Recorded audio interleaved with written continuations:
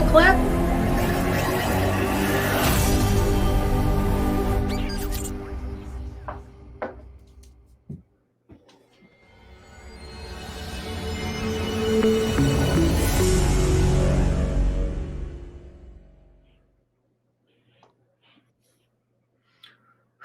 So we know the FedEx shooter was identified as 19-year-old Brandon Hull. And he was identified as a, quote, Bronie, which is a male lover of My Little Pony action figures culture. And they have this fantasy land that they live in called Equestria. But over the past like 8 or 9 years, bronies have been infiltrated by neo-Nazis thanks to the 4chan forum. And so there's been a lot of problematics, and the brony subculture is like really having to grapple now with increasing neo-Nazism within its subculture. For example, there is a site dedicated to My Little Pony brony culture called Derpy Buru. It is the largest of the sites. But before I delve into this a little bit deeper, David, I know we have a clip that looks at brony culture. Bronie is a self-defined term as a fan of My Little Pony, a bro of the ponies. It's someone who enjoys My Little Pony Friendship is Magic to any extent. My 14-year-old niece said, "Have you ever heard of these guys called bronies?" I forgot about it after that until about 2 months later. I got to this YouTube video. It's 9 hours long, and it was all the first season episodes. And then I watched it. Oh my God, I'm watching this show for little girls, and I'm really enjoying it. It's a very simple to follow show. You can have it on in the background. It's brightly colorful, and some of the weirder pop culture references that are laid out there. There's a starting episode where the young ponies are trying to find what they're good at. They try bowling. One of them throws the ball, and for one shot, 3 ponies that look exactly like the dude, Donnie, and Walter from The Big Lebowski react and duck. Did they just put The Big Lebowski into an 8-year-old girl show? To my knowledge, this is the only Western cartoon with such a prevalent presence on the internet. It demanded and needed its own fandom, its own convention. Young men have been growing up being told that they have to be emotionless and tough, that they couldn't like nice or cute things. Through this fandom, they discovered all of those qualities inside of them. I've done 4 or 5 of these conventions. I've met maybe 3 mean people dressed up as a pony or something. It's a little off-putting to someone who hasn't been around it a lot, but it's actually, they're very nice. You can totally dismiss it as these are creepy older guys surrounded by these young girls and they like the exact same thing. These are parents.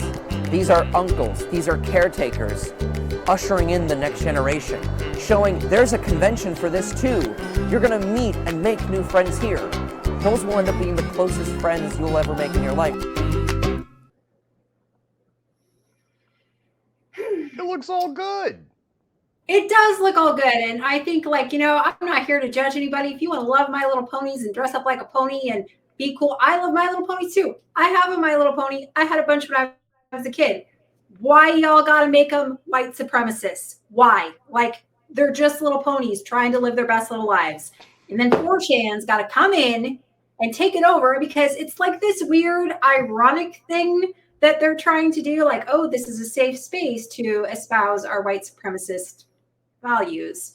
But also, like, realistically, if we're looking at the majority of people that make up white supremacists, a lot of them are incels. A lot of them are misogynistic. This is also a way in which, because My Little Pony, when it originally came out, was marketed towards little girls, to exercise some misogyny and control over women by appropriating something that was like initially marketed to little girls. So I'm just going to stop that right there. The thing is, this Derpy Buru, this larger forum where many of the bronies and Pegasus sisters, which are the female bronies,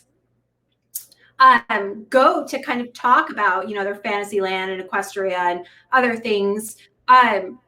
They are aware of the neo-Nazism within this forum as it pertains to My Little Ponies. And you can even use the keyword racist to look up racist threads and chats. So they're like, we're looking into it and we don't support this, but they're really not doing anything to stop it. And so this has become a growing issue at that, you know, neo-Nazism within the Bronie culture needs to be confronted. And one of the things that we've learned is that Brandon Hull, who targeted Sikh workers at his former place of employment in FedEx, was a Bronie, ran 2 Bronie communities, and was deep into white nationalism. Yes, yes.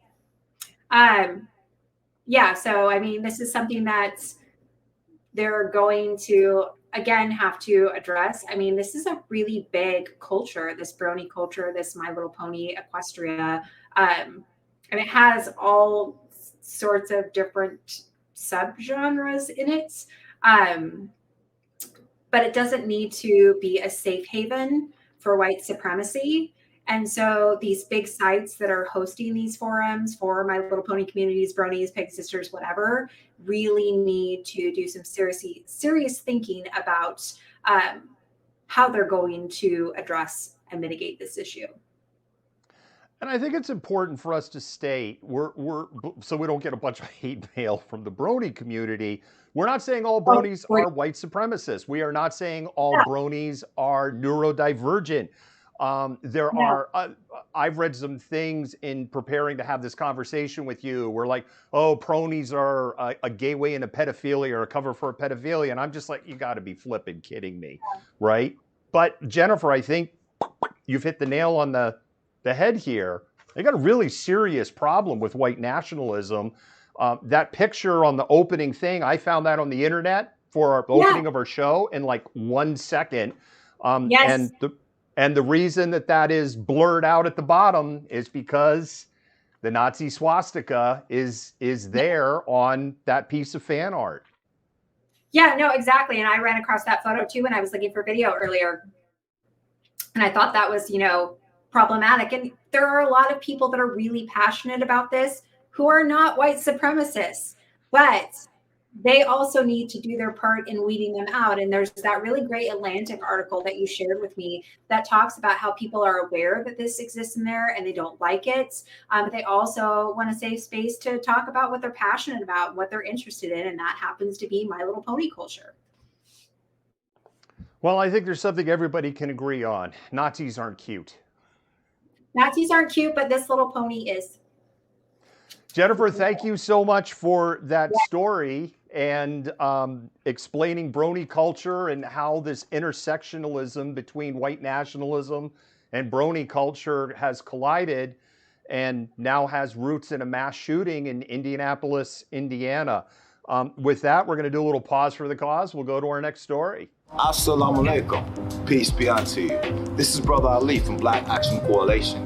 We would like to invite you to the Black Health and Wealth event, Sunday, April 25th, 12 to 5, Seattle, Washington, Jefferson Park, Beacon Hill. At this event, you will find healing circles, job resources and training, wellness connection, housing resources, art, music, free food, and me, Brother Ali. The Black Health and Wealth Fair will be this Sunday, the 25th. That's put together by the Black Action Coalition. Consider going down there, learn about Black culture, support the Black community, go there to listen.